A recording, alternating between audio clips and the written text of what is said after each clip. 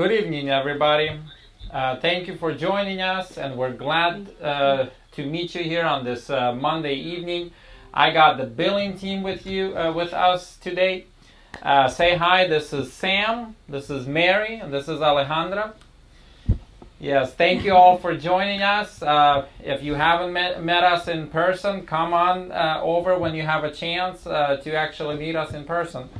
But yeah, so today I'll go ahead and start without further ado. Just so you know, with everything that's going on in the industry, with the laws coming out and all the changes coming out, I just want you to make sure you understand and to reassure you that PDP is here to stay. And the self-dispatching model I think it's working great. It's working great for you. It's working great for us. I think for the owner-operators, it's even better than any other owner-operator company because of the capability to make the most out of it with these rates that are good right now. When the rates are high, a lot of times, other companies skim off the prices because they can. Well, with us, because of the transparency, because of the model, we don't have that, and what you're actually getting paid. But I just want to make sure that you understand we're here to stay, and PDP is going to be here for a while, and the self-dispatching model is here to stay. As you know, we do have the referral bonus still going on, and for $500 after 90 days, that new person come on after 90 days, you get $500 bonus for this. So spread the word. Just make sure to share it with the guys and with the people that definitely are going to be good candidates for self-dispatched owner-operators, because not everybody can do it. I think we can all agree, you will agree, that it's not for everybody. Yes, and then today we're going to have the drawing, just like we mentioned before, the $300 drawing per each. We'll see how many we'll have, but it's minimum 2 drawings for sure. But on top of that, there's also 3 points for every owner-operator that joined us today, and 3 positive points on your BTO card. And today, yes, just making sure. Okay. Yes, and today we will also have time for questions and answers, so tune in for that. I mentioned this last week or last month, and I just want to repeat it again. We do have the most valuable awards, most valuable operator awards coming up. They should be starting in August. And basically, it's going to be an automated calculation that will put everybody in the company and take the top 3, and we will be able to give you the bonuses based on that. The first place gets $1,000, the second place gets $750, and the third place gets $250. Yes, and this will be on monthly basis. The idea is that 2/3 of that is going to be based on safety performance, and then the other third is on financial performance. And now I just want to talk, and technically give it to billing and just take it on from here. Hey guys, my name is Sam. I'm the billing lead here at PDP. 2 other young ladies on our team is Mary and Alejandra. You'll probably hear from them most of the time when it comes to your BOLs. We're just going to go over a few simple things, stuff that that's in order for us to help y'all, and really just how you can better help us by paying you on time, or avoiding chargebacks, or dealing with anything as far as like cash advances,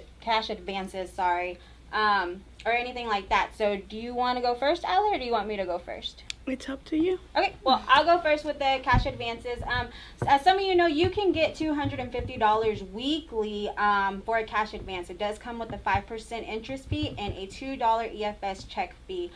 Some of the things you need to do in order to get that advance is you have to be under a load. And what I mean by under a load is you have to have that load picked up and on your way to its destination. We can't give you an advance if you're not under a load, or if you just booked the load and you call us and you're like, hey, I just booked the load, can I get my advance? We can't do that. We have to make sure that you are definitely under that load and you picked it up, because that's just some of the requirements we do have here at PDP. We do understand there are situations and you may need advances early for whatever the situation is.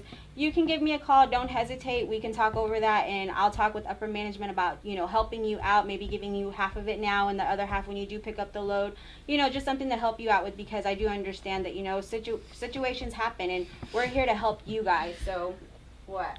Why are you laughing? I just said smile. Oh. Okay. Another thing I want to talk to you guys about is chargebacks. I'm not sure, I don't really know who's all on the meeting, but chargebacks, some of the ways you can avoid chargebacks is by submitting all your paperwork. We need every single thing, and I know I told you guys this last time in the meeting, but it's just very important that I reiterate it, because we get underpayments a lot, and it's for simple things such as not turning in page 2 of 3, or not turning in the lumper receipt, or not scanning in every single paperwork or the Costco sticker that they give you. So it's just very important that you guys understand that we need everything. And if you get 20 pages, hey, we want all 20 pages. And I know it's a pain in the butt to submit all of that in, but that's just going to be something that you do that will help us and help you get paid for your load and not have any underpayments, or not have the whole load charged back to you, because some of these brokers will charge back for really silly things, and that's just one of them. So in order for us to help you and to help dispute any things that may come about, we just need all the paperwork. And if you don't want to submit all the paperwork, then there's not much we can do. There's not anything that I can do to avoid those chargebacks. I'm just going to be calling you and saying, hey, this is what the broker said. They're underpaying this load by $500 just because you didn't turn in 2 of the pages, and we'll ask you for those pages, and then you'll submit them in, and then we'll do our best to exhaust all our efforts to get that money back for you. But at the end of the day, if you didn't do it, then there's not much that I can do, or any of the girls can do, to help you get that money back. So it's very important that you guys just take the time to submit everything to us, so that way we can avoid silly chargebacks like this. And also, whenever in the future we've had some issues that not able to get those because something was lost or something like that. Right. But even whenever you're at the shipper or co-signing and they need some kind of document, they say, oh, this is mine, we have to take it. Oh, yeah. Take a picture of it just so you can at least have a copy or something like that to include it with us, because a lot of times they do take it, but then it turns out that we actually need that too. Yeah. Mm-hmm. So. Yeah.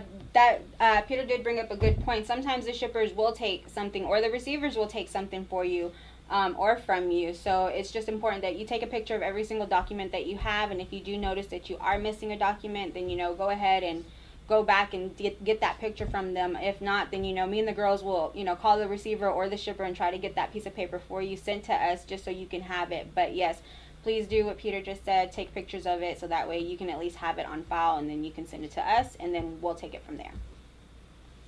Yep. You want me to start on legibles? Yeah, unless you wanted to go over Vto calculators first. Yeah, we could do that. Okay.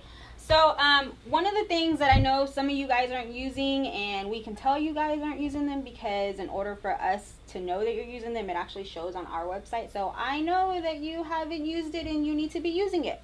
Why? What are we talking about? It's called a Vto Calculator.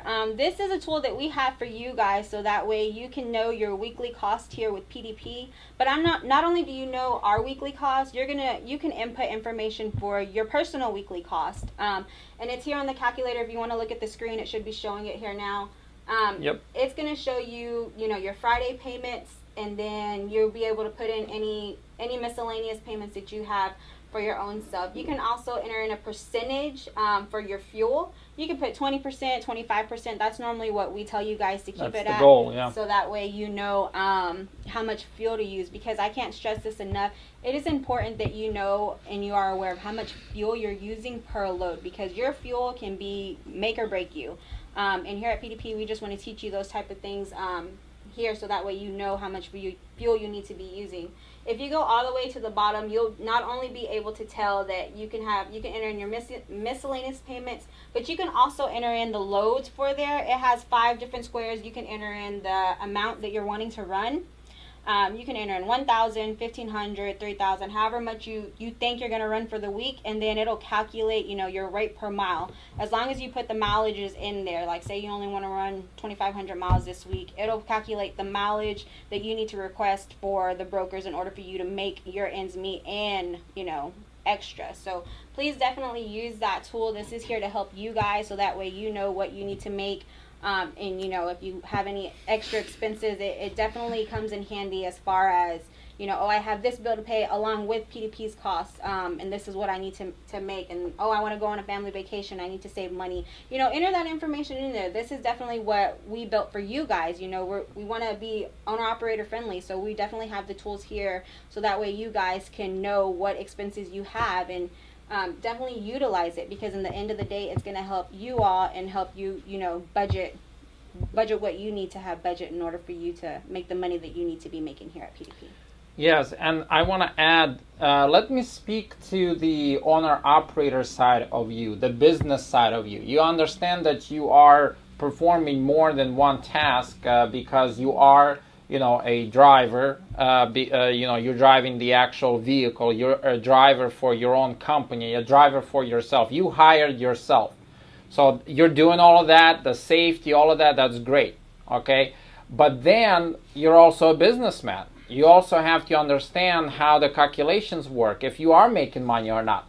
Like, why would you keep letting your driver drive if you ain't making any money? Well, a driver can do stuff that can save you money, but also you, the business owner, can do stuff that could make money or lose you money.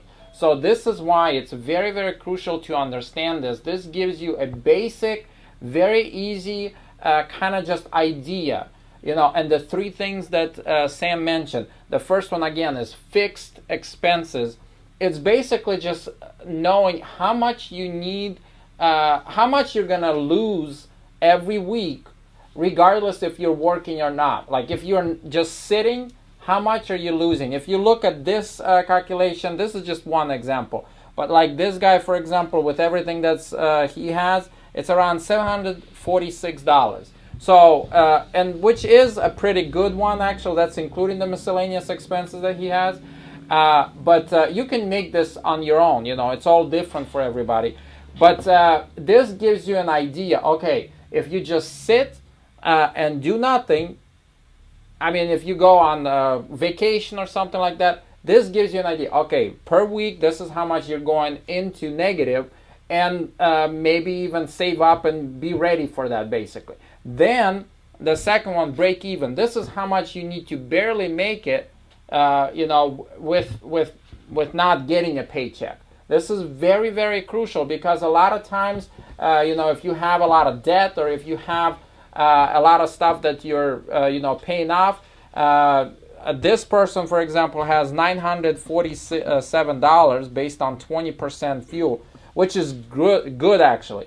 But then check this out. If you raise this up to 50%, it goes up to $1,800. That just doubled it. Okay, so just because you are using a lot of fuel, which this is more than half. Our goal is 25%. Right. But that just jumped up, $700. Well, no, wait. How much was that? That was... It doubled almost. Yeah, it was double. It was almost $1,000 yeah. Per week.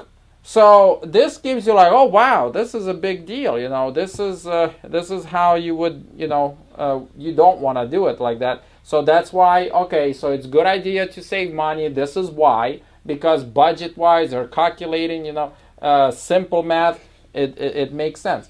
And then, like Sam said, the loads, when you enter, you can kind of see. For this example, they have it at $2.50 per mile, which that's in many ways doable. But you can play with this to go up and down. But right now, the rates are really good. You should not have a problem making money. Okay, if you're not making money and you're barely breaking even, that means something's up. This could help you. This could give you an idea of what it is. So definitely use this. And I also wanted to show when you go on the dashboard, as you can see on my page, you see how you have all of that stuff that we talked about. This is for everybody. It's a little different, but here at the bottom, you will see Budget Calculator. And it gives you also a small glimpse of what we just saw there. If you don't see anything there, or if you want to make the edits, all you have to do is just go on this dashboard, like I am right now on the dashboard, and then go to the bottom where it says Budget Calculator, and click on this header where it has the calculator icon. When you click on it, it'll take you to this page where you can do all the edits. But this is something for you guys to use. Use it. It's a good tool. Definitely. So now I'm going to let Miss Mary talk. She's going to go over a few things to point out to you guys, so that way it can help you in the long run with her. Hey guys, so I know I'm not too familiar. I did recently just transfer over to billing. I do also help on dispatch, but most of the time you will hear from me in regards to anything billing. So first off, I'm going to start with legible BOLs and the importance and pros and cons of making sure you're turning in legible BOLs. So it's very important and imperative that you turn in legible BOLs when you scan them in, because you do run the factor of Apex not purchasing the load. If it's not legible and they can't read that there's a receiver's signature on there, to them and in their mind, that load wasn't delivered because they can't see that. So it is very important that you make sure when you're scanning them that everything on there is as legible as it can possibly be. Another reason why it does need to be legible is when it comes to brokers and Apex sends it over to the broker, we've had some people send over completely legible BOLs and say that it still needs to be more legible than what it is. So always make sure that your BOL is as legible as possible, and make sure that it's not blurry. Make sure you have it in good lighting. Snapping a picture is not that hard, but you want to make sure and pay attention to detail that you are making sure that we can read everything on there. Right, and just to kind of reiterate what she said, also when you send the picture to us, please make sure you don't have your hands, your feet, anything in the background. We just want you to lay it flat on the board. That way you can take a picture of just the BOL and the BOL only. We don't want no toes, no fingernails, nothing of what you got going on in your truck in that BOL. So just please only remember to send the BOLs only. And I would also add, when you do take a picture, and sometimes if you take it in the back of the cab and it's very dark, no matter how you put it, how nice or what you have, if it's dark inside, it's not going to be a good picture. So you want to bring up as much light as possible.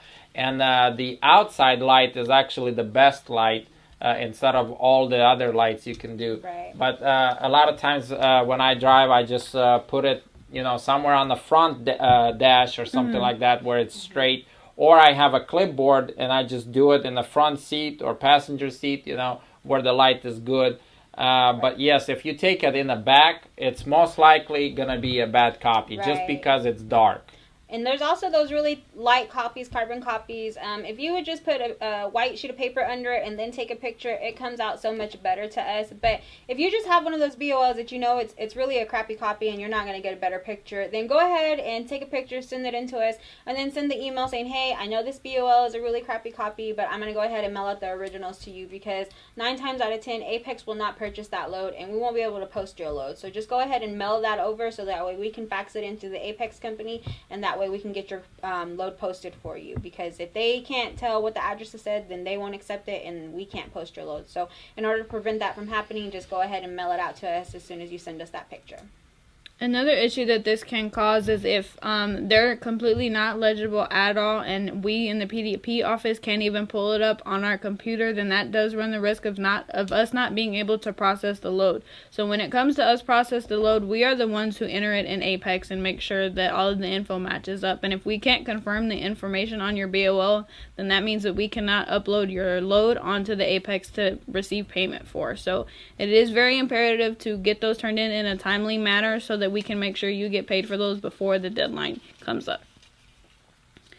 And moving into deadlines, as y'all all know, we do have a 12 p.m. Central Standard Time cutoff for when you do turn in your BOLs. This is just to make sure, because there are a lot of y'all owner ops, and some of y'all do turn in BOLs 2 or 3 loads a day. So we do have that cutoff just because we cannot constantly do BOLs all day long. At some point we do have to stop, make sure that we have all the calculations correct so that y'all can receive y'all ACHs either the next morning or next business day. So one thing that we do offer is if you are at a receiver and you're getting empty, but you do see that 12 p.m. Central Standard Time is coming up a little close, and you would like your load to get put on the schedule, you can call in and request us to hold the schedule for you. Now, please keep in mind that we can only hold the schedule for 30 minutes. We can't hold it anything past that, because that is the absolute max that we can hold up our time before we need to send out ACH deposits. So, and it's not, you're still sitting in your trunk and they're still on the back of your trailer. Your trailer has to be completely empty. You have to be out of the bay on your merry way going to wherever your next destination is. So make sure that you always have that signature, and again, we can only hold it for 30 minutes. And you do need to make us aware before 12 p.m. Central Standard Time, not calling us right at 12 or any time after. We do ask that you call before 12 so that we are made aware we need to hold the schedule, because there's some times where we're completely caught up and we submit right at noon, and some of y'all will call 5 minutes after, 10 minutes after, and at that point it's too late for us to do anything. So it's very imperative, if you are wanting that schedule held, to give us a call and let us know, and we'd be more than happy to help you. So moving on to other payments that can be accepted on loads. So as y'all know, we all do factoring. All of our loads have to be factored through Apex. There's no ifs, ands, or buts about it. It's just how the system is here with PDP. And there's something called cash on deliveries, or CODs, and we want to make it very imperative that you cannot do a cash on delivery run. So if the broker says, well, we offer cash on delivery, that's an absolute no, and that is grounds for contract termination if we do find out that you are taking a load that does pay you cash on delivery. Now, we do know that mistakes happen and sometimes they don't make you aware, and that's what it comes to be. Now, I know it's hard when they put money in front of you, but we do ask that you do not take that money and you let them know my company is going to submit through Apex, or my company is going to invoice for my run. Yeah. So, or they can also, if you do happen to run into a situation like that where you didn't know it was a cash on delivery load, go ahead and contact us and see if there's a way they can submit the payment to us directly. They can cut us a check directly, and then you can submit it to us. But as long as you don't get the cash itself or the money itself, we do understand, like Miss Mary said, mistakes happen, and we get that. But as long as you are in communication with us and you keep us up to date of what's going on, just go ahead and give us a call, and we'll contact our accounting department and see if they can cut us a check directly. So that way we can still post a load on your dashboard accordingly, and then the percentages get taken out that need to be taken out. And I also want to say that it has to do with transparency, because, I mean, we're transparent with you about everything. We only ask the same in return. And we've had bad experiences with it. You wouldn't like us doing that to you. I'm just saying the same, you know. So let's be fair, let's be transparent. We give you the rate cons, we give you all the information up front. You have full control over here. You are your own boss. And I mean, you can book when, how, wherever you want. We ask to be transparent also. So, and that's just simple as that. Anything else? Nope, I think that's all I have. Now we have Miss Alejandra. Alright guys, so I'm going to be talking a little bit about maintenance reserve. So we ask for those of you who have a maintenance account with us to please let us know to please let us know that you're getting repairs done. And it's not that we want to micromanage you guys, but we do have a specific amount that we keep on our checks account, so we need to account for it ahead of time. So we do ask for you guys to let us know if you're getting repairs done, so that we can fund those accounts accordingly and account for them at the end of the day. Also, we do that for security purpose reasons, and I'm sorry to butt in. I just wanted to make it very clear. It's not that I don't want y'all to call and think, oh, this money is not my money, I can't get it when I want it. Like, that's not the case. The situation is we keep a certain amount of money in certain accounts for security purposes only, and it's a hassle to transfer money to one account from the other. It actually can take a business day, so that's why we do ask you guys, hey, let us know when you're getting work done, so that way we can plan accordingly, like Miss Alice said, so that way we're prepared for you to take those funds out, because like she said, it's a security purpose and it is a hassle to transfer account to account. So just as long as you let us know ahead of time, then we shouldn't have any issues. And also, we know that some things aren't preventable, such as blowouts or breakdowns. So when that obviously occurs, there's no way of you knowing that was going to happen. So we're lenient there. But if you do know that you're going to plan on stopping at a shop sometime that day or the next day, we do just ask that you call and let us know, hey, I plan on getting some repairs done. This is, the roundabout that I think it's going to be. And even if you don't have an estimate, as soon as you can get an estimate, please send it over to us. So like Miss Sam and Alejandra are stating, we can account for that money to make sure that when that repair is complete, we have the funds to send it to you. Yeah, it's mostly for like huge repairs too. Yeah. Bigger repairs, yeah. Blowouts, stuff like that, we understand. Bigger repairs, then please let us know. But I mean, even if it's a blowout or something that happened unexpectedly and needs to get repaired as soon as possible, just try to get an estimate as soon as you pull up to the shop, or as soon as the roadside service department gets there. Just tell them, I'm gonna need an estimate as soon as possible, and as soon as you have that, just send that over to us. Like I mentioned, please don't take it don't take offense to it if we ask you for it. We just need to have it in order for us to be able to cut that check for you. And then also, once you pay for that for those repairs, don't forget to send in the invoice or the final receipt. We need those for the maintenance file, so always make sure that once it's been paid for, that you send us the copy of that invoice or receipt so we can keep it on the file for you guys. So yeah, and that's actually per FMCSA that we are required to keep maintenance on file, just in case if we do ever get an audit, we have to provide records of you doing preventative maintenance done on your truck. So don't ever take offense and think, oh, y'all think I'm not doing what I said to do. No, it's not that. It's just here at PDP, we have a business to run, and we are actually responsible of making sure if anything does happen, to you guys, or say you're in an accident and you need proof that you've been doing, preventative maintenance on your trucks. That's why we keep them on records for you guys. So just please, like Miss Alice said, don't take offense to it. We're here to help you guys. This is what you're hired us for, and that's one of the ways we can help you guys is by helping keep up with your maintenance records and keep them on file for you.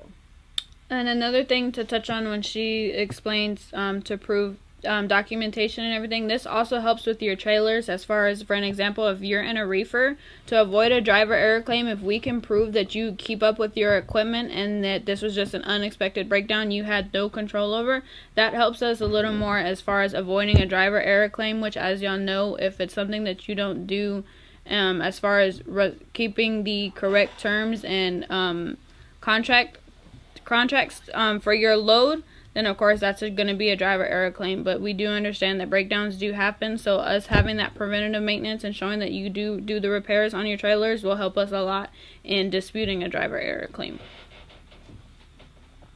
So yeah, and since Mary said that, I just also wanted to mention, even if you're paying for the repairs out of pocket or you're paying for the repairs on your own, we also need those we also need those receipts for the file. So every time you have a repair, just send us the receipt and we will keep it on the file. Yeah, whenever the audits happen here, I mean, don't happen that often, but when it does happen, they always they already know who should have the receipts or not, and then when we give them that file and it's empty or it has very little, I mean, that's kind of like, yeah. I mean, the DNT don't like that, just FYI. And we need the actual invoice. If it says estimate on it, or work order, they won't take it. So that's why it's really important for you to send the actual receipt. Yep. For it. And then I also wanted to talk to you guys about the lumpers. I recommend for you to always ask how much the fee is, because some of these brokers have like a really high cost for them. So always ask them how much they're gonna charge you for issuing a lumper fee for you. And if you see that it's a crazy amount, you can always come to us and we can issue that EFS check for you to cover that lumper. Just know that we will need a revised rate in order for us to post the reimbursement on your dashboard, but that is always an option for you guys. We have had so many issues lately with Blakeman. It's a Blakeman Transportation, yeah. Yes. They charge a 2% of the line haul amount. So if you're doing, that's like, if you're doing a load for $1,000, that's $20 on a lumper fee. Even if it's $50, they're still gonna charge you an additional $20 for giving you that check. When we charge $2. Yes, when you can get it from us and just be charged $2 for it. So always ask them what their fee is gonna be, and if you see it's an excessive amount, you can always come to us. Just make sure that they do reimburse you upon receipts, because if they don't do reimbursement, then you won't get that money back. So Who doesn't do reimbursement? JB Hunt. JB Hunt is one of them. Yeah. Please don't get a lumper with JB Hunt. They will not reimburse you on it. And it's also a part of U.S. owner-operators just reading the rate con. Most of the time, the rate cons will state on there what the requirements are for getting a lumper and what they charge. So just, do your due diligence as an owner-operator. Make sure you read that rate con. And if you don't like what you read and you don't like their fees, then make sure that you can get a lumper from us, because as I stated before, JB Hunt is one of the ones that you can't get reimbursed on for. So if you've ever paid for a lumper for JB Hunt, you've never gotten reimbursed for it. And I just want to reemphasize on that. It's very, very important that you guys read the rate confirmations. All the little details on there, it's all there. It's there for a reason. Right. This is how they actually basically skim off.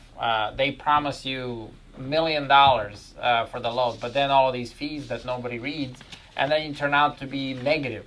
I've seen that so many times. It's very, very important. And if you see how, like, obviously they're not going to tell you a lot of those little chargebacks and stuff like that until you actually got the rate con, but at least now that you know with this company, just don't book a load with them anymore, because if they continuously doing it, then why does it make sense? And we've told you about these type of brokers already before, but just you can avoid a lot of it by just simply reading the rate confirmation. I can't emphasize on that enough. Always read the rate confirmation, especially when it comes to special directions. Like, for example, on the step decks, they always have special directions if it's a oversized, especially. But even reefers, I've noticed when I pick up some loads, you have to be early by 1 hour, otherwise it's already late. And I always a lot of times it's very tight to get in there, so they don't let you in until like 1 hour or even 30 minutes. But by that time I'm already late. Right. So what do? And that's like, just read the rate con. After reading all of that, you will see what to expect. You can actually, it will help you to understand which brokers are good to work with, which ones are not good to work with in the future, but that's the only way. And also to add in, and this is just touching on an issue that we did have with using us and the brokers for lumpers at the same time. So one thing that I would suggest is we don't have issues with our TCS codes that we send y'all. So if you just rather go with the sure thing and go through us to get your EFS to make sure that that's guaranteed paid for, then that's what I would suggest doing. We have had some issues in the past where you try to go through the broker and then that doesn't work, and then you try to come to us, but the broker has already issued a code. It becomes very hard for us on our end to prove that you haven't used that code yet, and it's for us to get reimbursement. I know, for example, Uber, they only do odd number amount lumpers. So if you have an even, or if you have a 352 and 75, they're not gonna due $352.75. So I would just suggest going with us, and we, like I said, we are a sure thing. You can either give us a call or an email, and we'll be able to get that lumper over to you within 5 to 10 minutes. But like I said, if you are dealing with the broker and us at the same time, and they get you a code before we do, and then we issue you a code, and that's the actual one you use, it does take a while for them to prove with accounting that that code was in fact not used and to actually get it reimbursed. Right. Yeah. And something that I wanted to emphasize, it was mentioned earlier, the lumper receipt. Please make sure that you send that to us, no matter who pay for it. Even if you pay for it out of pocket, if we issue an EFS for you, or if the broker pay for it, always send in your lumper receipts. Because if the broker pay for it and you didn't send it, guess what? They're gonna deduct it from your rate, and you're gonna have an underpayment. So no matter who pays for it, always make sure to send it to us along with the BOL. And if you send it prior to sending the BOL, I suggest you send it again along with your BOL, because it might get lost in the email. So always send it along with your BOL so we can invoice it accordingly. And yeah. And also let them know in the emails. You'll hardly hear from me when you get BOLs. But let the girls know in the emails that, hey, I paid for this lumper, or hey, the brokers paid for the lumper, because we don't know. We know there's a lumper, and that's all we know. So we're not going to invoice it unless you specifically tell us, hey, y'all need to invoice for this lumper because I paid for it or we paid for it.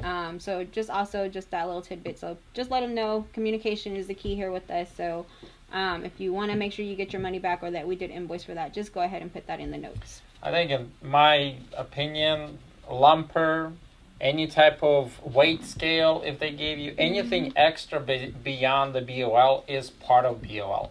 So just treat it as BOL. When we say turn in all the documents, like we mentioned, all the documents for BOL, lumper is part of it. Lumper is part of it. But again, any documents they give you at the shipper, at the consignee, and if they need something back, and they're not going to give it to you, just take a picture of it so you have it. Because we've had instances where the load just doesn't get paid because they're missing it, or it gets postponed for too long, and then it has to be charged back, all this process, which, come on, we did the load, just get it paid, you know. Pay us our money. I know, right? But anyway. Money. We're here for you to fight for it and stuff like that, but it just makes it so much easier if you know all of this stuff and just already be proactive about it. Yeah. Right. And like Peter was saying, we honestly do try our best to make sure that we get these overpayments or underpayments figured out for y'all. But a lot of it is also going to come from y'all as well. So if we call y'all stating that we need certain paperwork, again, even though you know you've sent it already, we do just ask that you consider that, you know, we're doing our best to make sure that you get properly paid for the work that you've done, and just to kind of give us, you know, your support as well and help us when we need it. So this is just to ensure to make sure that you do get paid out the correct payment for your loads. Yep. Anything else? Yes, I have. I wanted to talk to you guys about fuel as well. That's the last thing on my list.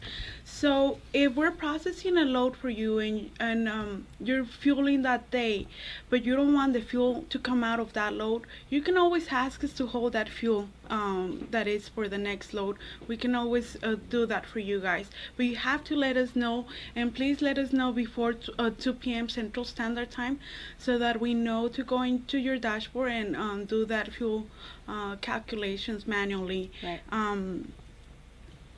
Yeah, it won't, and just so we're clear, it's not gonna mysteriously disappear from your dashboard, so please don't misunderstand us. Your fuel is gonna be automatically posted within 5 minutes of you fueling, and you'll get your discounts at point of sale. It is going to show up, but when you call us and say, hey, I need y'all to hold my fuel, me, Allie, or Mary, we go into your dashboard and do it manually. So you'll still see it on your dashboard, just know that, you know, we're doing it manually, so you'll get paid accordingly. So just keep that in mind when you ask us to hold the fuel.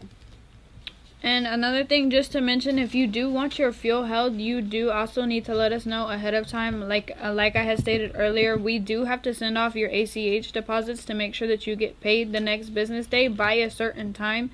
So if you are fueling anytime before 2 p.m. Central Standard Time and you'd like it held, it would be best for you to let us know by then. Anything after 3 or 4 is not going to obviously come out of your settlement because that's already been sent off to your bank account. And Most of the time. Most of the time, always. yes. Yeah, it's Central Time. There will be some instances where we tell you, okay, we haven't sent the ACHs, we can hold it for you, and then on the other hand, it'll be, it's not going to come out of your settlement. We've already sent off your ACH, so there would be no point in holding it. Yep. Alrighty. Anybody else? No, that's it. Good. Alrighty. So now we're gonna open up a time for questions. But before we do that, just there's a couple of y'all that have some names on here. some nicknames We don't or know you by your something. nicknames. Yeah, J. We need government DZ, names. for Who's J example. Dizzle? Dizzle. Yeah. J Dizzle. Okay, I'm gonna unmute. And Yeah, anybody maybe that who would has help. question or anything, please go ahead. I got one for you. Okay, one at a time, please. I was wanting to ask you about the contractors being counted as employees. Contracted what? About the contractors being counted as employees with the new law that's coming out. You're talking about PRO Act. Yeah, the pro. It says that in the new law that it has like an ABC rule. Yep. And you said that PDP was here to stay, but according to that rule, that the company that the owner operator leases on to can have no dealing with the owner operator. So like as far as like signing rate funds, issuing deadlines for maintenance and stuff, like will you guys still be allowed to do those things with the new law? Yes, I actually mentioned about this before, and again, PRO Act, it not necessarily makes all contractors employees. That's not, like if you really, really read into it, like you said, yes, it will have the ABC questionnaire, and the main focus on those questions, like for example, one of the big things is who has the control. And a lot of companies that have the driver/owner-operator model, they have a lot of the control because they do dispatching or because they have their, safe load environment that they give you. Like for example, they tell you it's open loads, you can choose whatever, but yet they actually control what kind of loads you can book from them. So it's very controlled. And then there's a lot of the things on how you have to drive. You have to drive, during the night or during the day, like and when and all this stuff. We don't have any of that because of the self-dispatch factor. We don't even have dispatchers. I mean, we have a shipping specialist team who I would say 98%, 95% of the time just enters data. And the other time, we're basically doing coaching for the guys just so that they could become self-dispatched owner-operator. But our major model is all about self-dispatch. It's going to be self-dispatch, and we're always pushing self-dispatch. We want you to have full control over everything when it comes to how, when, and where to drive. We're basically your back office support when it comes to, FMCSA regulations, accounting, and all this other stuff. The second big thing about this PRO Act is that the company cannot, the contractor cannot have the same customers or cannot,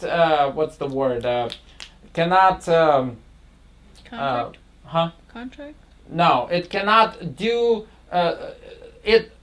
the customers cannot be associated together. Like you can't be doing. Correct. Yeah. You can't be doing the same work as the driver. Thank you. And we don't have that. The reason why we don't have that and others do, like I said, we have the self-dispatched owner-operator models, period. We don't have drivers, and we've been distant from that, for a long time since we changed the model. But the idea is this. We changed it in 2016, by the way. But the idea is this. The companies that have drivers, their customer is the broker, the shipper, and all of that. Okay? That's their customer base. And then they use owner-operators to basically work on the excess or the leftover loads that they need covered, and they can't cover themselves because they don't have enough fleet or something like that yet. But their major customer in that carrier company's major customer is the broker, the shipper, all of that. We don't have that. Our customer is the owner-operator, is you.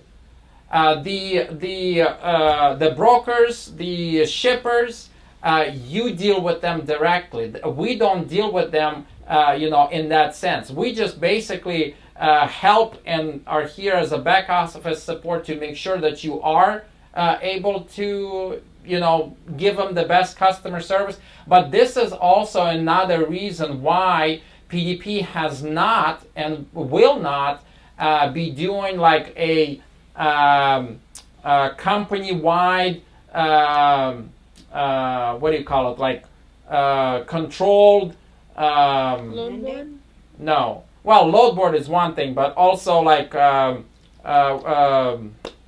direct ship. No, like, they have those deals with... we don't have contract customers. Yes, contract customers. There you go. We don't have those, and we probably will never will because of this. Because again, then it will make it a conflict of interest in many ways. Because now we are switching our customer focus. Instead of you, the owner operator, we're going to switch to this contract broker or contract deal that we have, and it takes a lot of effort. It's not hard. It's not easy. It's just its own different thing. And we actually have some owner operators that have more than one truck that do have those contracts, and they just always work on the backhaul loads.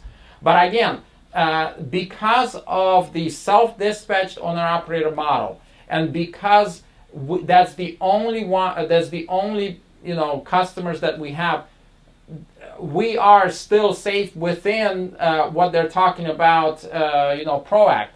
There's a lot of companies that are against it. I will tell you though, there are that are for it. I mean, we'll see what happens. I know that historically, it's not the first time they've done it. Or they've tried to do it, and there's still actually some fighting going on against it. I mean, and the idea is we'll see what happens either way. But what I'm saying is PDP is not going away because in many ways our model is set up to go through that. When we changed it in 2016, we were basing it off of everything the common law. If common law has a lot of those questionnaires about the same stuff, independent contractor and IRS have their own questionnaires. They have like 20 different questions. The ABC test. I mean, there's a lot of these different tests, and if you go through each one, the only ones that we do not meet the requirement is when it comes to the US DOT basically has to be under somebody, okay? And the way we have it is under one umbrella. But that's it. We're basically leasing on leasing you guys on under one MC umbrella. But that's really the only thing. And because of the limitations how the US DOT works, that's basically the only way to do it, the way we're doing it basically. Or it's one of the ways to do it. But anyway, I hope that answers the question. Sim, any other questions? I got one more. As far as holding the fuel, is that something you guys can just do automatically? Sometimes I already have a budget in mind, but I use the fuel, so sometimes I won't move until after the stuff has been posted. But is that something like you can do, or do we have to always call? You do have to always call. If you want us to put you on a list to look at your dashboard every day, we can. We just don't recommend it. Please keep in mind, guys, we have over 90 guys on the fleet, so we don't go in there and look at all 90 dashboards every day just to be like, oh, did he fuel? Did he fuel? Because not everybody wants their fuel held. But if you definitely want to be put on a list to be looked at your dashboard every day, then, we can definitely make that happen. Well, and a lot of times you can do it yourself by waiting out until, not fueling in the morning, but fuel in the evening, or fuel just enough, until you have to fuel again in the evening, so that a little bit comes out. Because the idea how the system works is everything comes into the account automatically within 5 minutes or something like that, like Alejandra mentioned. So if you have something that you want to hold, it's basically like, oh shoot, I had to fuel, but I want it held for whatever reason, because you have a budget or something like that that you mentioned. But the idea is the system is set up to go ahead and count that in to be deducted if it's before the time the ACH is sent out. I do also want to add, going off of what Sam had mentioned as far as 90 owner ops. If you are turning in a load and you haven't received a response to the email where you sent the BOL, or you're not too sure that the email came through, feel free to give us a call and we can check or let you know, yes, it's been processed, or we received it but we just haven't got to it yet. So that way, in that case, you're not calling after the schedule has already been submitted, and at that point it would be too late if your BOL was missed or if it was never received, as far as if it never came through automatically. So if we don't check to make sure, see who's delivering that day and if they're turning in BOLs, and we do know that there are some people who don't even turn in their BOLs automatically. They do wait a couple days before they're turned in. Yeah. So if you feel free to call, it may seem like you're bugging us, but if you just want to confirm that you're going to receive payment for the load that you're turning in, that's perfectly fine. It literally takes us 2 seconds to look and see if we received an email from you that day. Communication. Yeah. Yep. Hey, this is Joe. Hey, Joe. Hello, Joe. I just wanted to say that. Like, if I'm hoping to get an ACH tomorrow, after 5:30 Central Time, then I can get fuel and it doesn't affect my ACH. Correct. Yep. That's correct. Okay. Okay. Anybody else have any thing? Please unmute. Just one at a time. I have a question about lumpers. All right, Kevin. A lot of contracts that I get or read, and stipulates the size. I gotta call the broker to get authorization. Now, You're kind of breaking up there. I've had with that is, sorry. Can you Say hear me that now? again. Yeah, say that again, please. A lot of issues a lot of the things I'm experienced with the brokers when I got a call to get authorization is they want to cut that check right now, or get authorized to check. If I don't want to use them, can I still go to the PDP and it will still get reimbursed, or do I have to use theirs because they're authorized? The contract says they have to authorize it. Well, it depends on the customer, Yeah. just like we just talked about. Yeah, it depends on what the customer says and what the broker says. If they are authorized to cut you a check, that may be a preference of the customer. So you might just want to ask them, is it okay if I just go through my company to get a check, a lumper from them, or do I have to use, you guys? So it's definitely something that you want to ask them. We don't have an issue with you coming to us, but we want to make sure you do get reimbursed for that load. So just ask them and see if it's okay if you do get a check from us, because like we stated earlier, you might not get reimbursed for that. And let me just say that I don't think there's a best way. Like, it's not better to do it through PDP or better to do it through a broker. Right. It really just depends on each broker or each customer. Everybody's different, and that's why we say to read the rate confirmations, because some of them will charge you extra and others don't.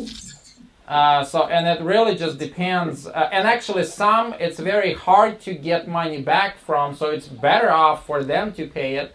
And others, it's easier, it's very simple because it's right there in the rate con, says anything paid will be reimbursed, don't even need to send another rate con.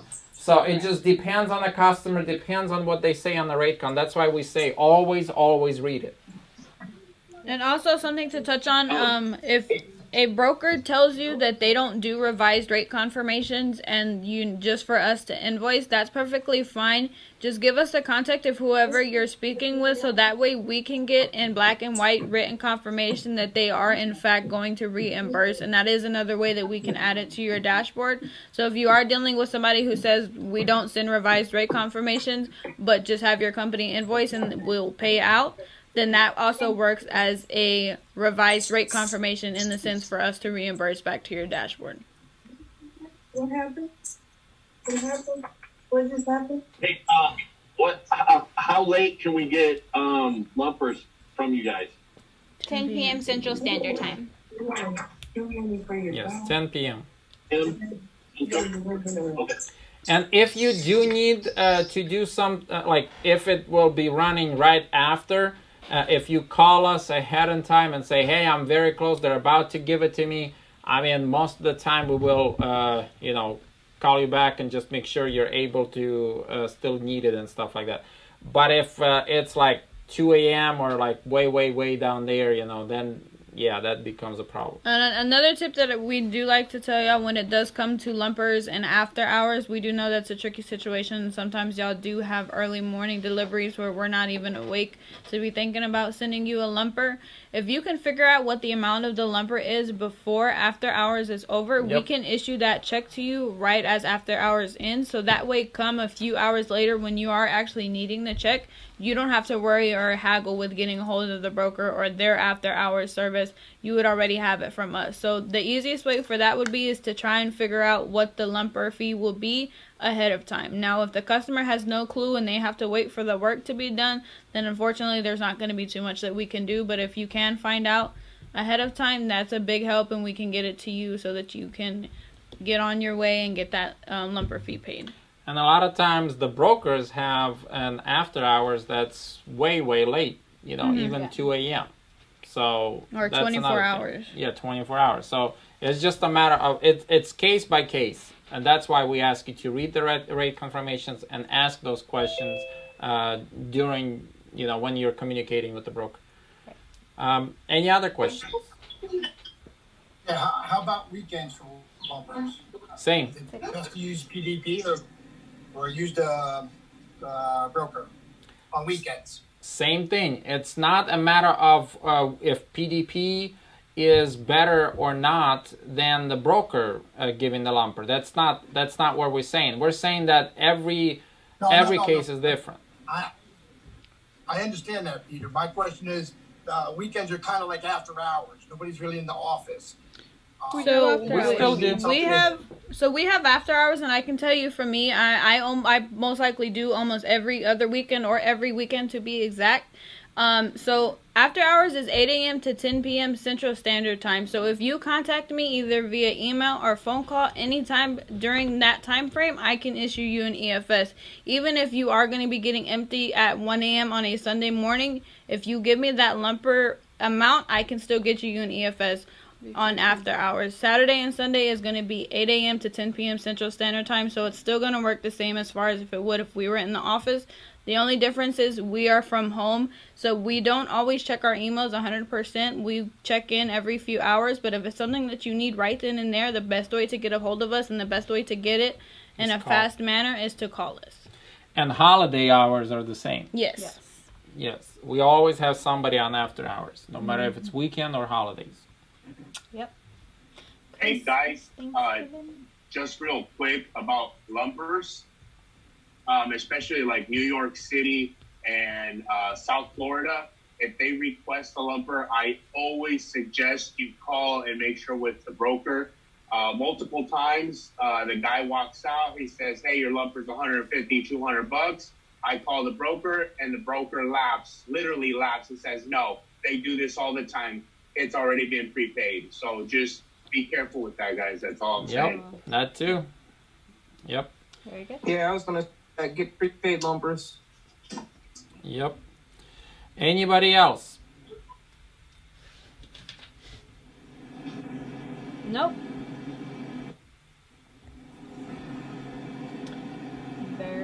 just want to say I appreciate all y'all help. I know I bug y'all a lot. I'm not sure if you knew my name because I bug y'all because I don't even have my real name on this thing. So I appreciate y'all help. No, you don't bug us. Y'all don't ever bug us. Please don't. If y'all ever have to call us for everything, y'all don't bug us. We're here to help you guys. This is what, y'all are paying us for. We're here to help you guys. So don't ever think y'all are bugging us.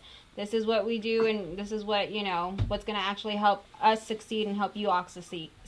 Because, PDP, like Peter was saying earlier, you basically hired us to do the back work for you. So whatever we do or whatever we can do to help make it easier for you guys, we're more than happy and willing to do it.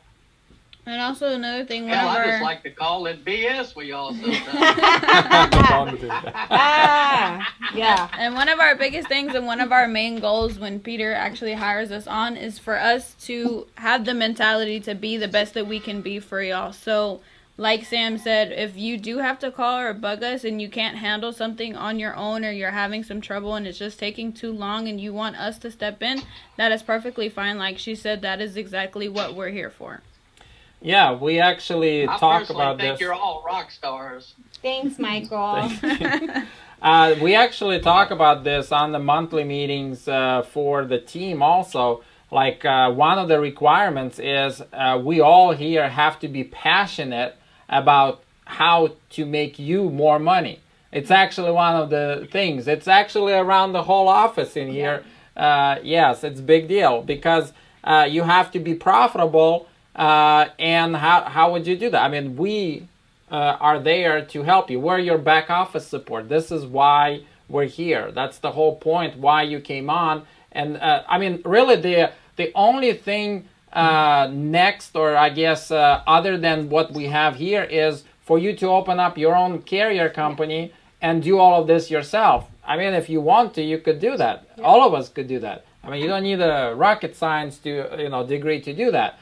But in the many ways, you came on here because you want to focus on, the driving, the negotiating, the control, because you have the control here with this, and then give us all the documents basically to worry about, which is exactly what we're here to do for you. So just write my name on all of the little slips for the $300 draw. Yeah, that's coming up. Anybody else? Any other questions? Yes, I have a question about the dashboard. Yes, Kyle. Yes, just recently I tried to log in like last week, and on the drop-down menu for my truck number, it's not displaying that now, so I can't have access to the dashboard and my truck information. Okay, we'll write it down and we'll check it out. Yeah, so it's something maybe internal. I don't know if anything changed. Yeah, it's probably internal. Yes, but have you tried logging out and logging in? Yes, I've done that multiple times. Okay. Yeah, we'll check it out, and billing can help you with that for sure. And also another thing, if you are experiencing issues with your dashboard, guys, we're not mind readers. We're not going to know whether or not it's working successfully for you or not. So you may assume that it's a system error, but sometimes it's not, and it may just be an internal area for your user alone. So feel free to give us a call and let us know, hey, I'm having issues with my dashboard. Can you please look into it? And we've been more than willing to help you, because that is a benefit and a resource that we provide for you. So we do need to ensure that that is working properly the way it needs to be. And sometimes it is a faulty code. I mean, hey, we want to make it perfect, but sometimes we miss something. So a lot of times you telling us, hey, this doesn't work properly or this don't make sense, actually gives us, oh, okay, yes, let me check into it, because maybe it looked fine when we were testing it, but some kind of special situation or something changed, or that we didn't notice. So yes, definitely let us know if you find something. I actually found a couple of stuff that I'm already working on, and I've had a few of the owner ops that gave me. Sometimes it's an easy fix and sometimes it's not, so just bear if it is not. Bear with me, please. Yes. Hey, Peter, real quick on the login. I notice sometimes on my iPad, I have to go in and actually not only log out, but just go in there and clear the history. And it just, something in the catch or something just in the cache just will keep me from logging in. So if you're using an Apple product like a Safari browser or something, sometimes you just have to go back and clear it out, and then it will refresh and you'll be in good shape. That's actually a good point, because as we're pushing updates, a lot of times what happens on the techie side, your browser had like a footprint saved on on a lot of the visual stuff, and then when we change it or we update it, your browser didn't change it, but it's already updated and the new code over here on the server. So a lot of times the browser tries to call those things the old way, but it doesn't work. So yes, just refreshing the history or clearing your cache, clearing your cookies, all of that actually will help. And a lot of times, especially if we had the updates. And as I mentioned, we are pushing updates all the time, as we get something new come out, so that we can. And actually, there's another update that is coming very soon. I wanted to show you guys today, but I'm very, very close. It's integrating the Fleet Complete. The cool thing that I found is it's able to show you guys, like if there's some kind of code on your truck check engine light or something like that, would you like to know what that could be? We could actually do that. There's going to be a section in there if you have something like that, and it doesn't work for all of the models. Like for example, if you have a 2001 or 2003, those do connect, but they have very limited data.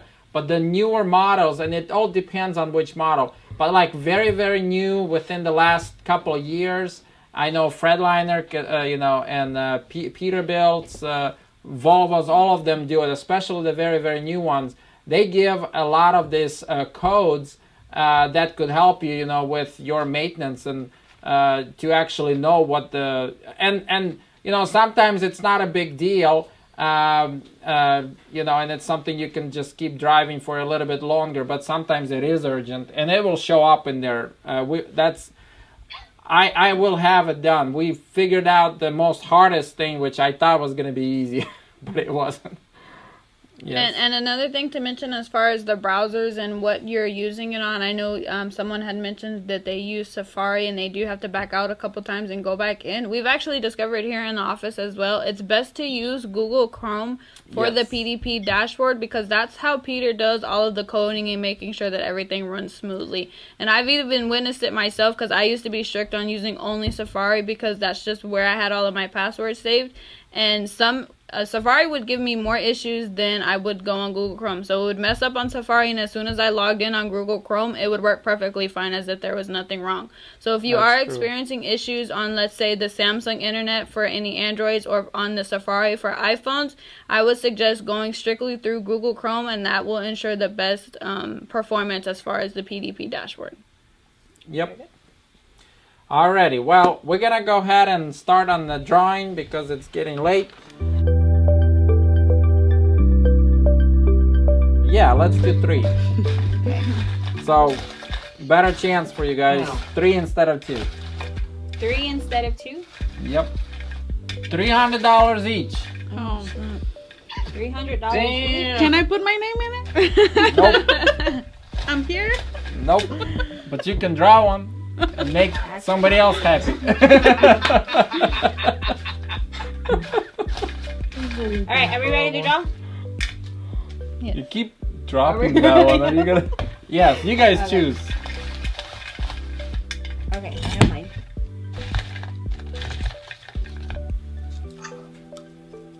Dun, dun, dun. Ra-ta-ta-ta-ta-ta.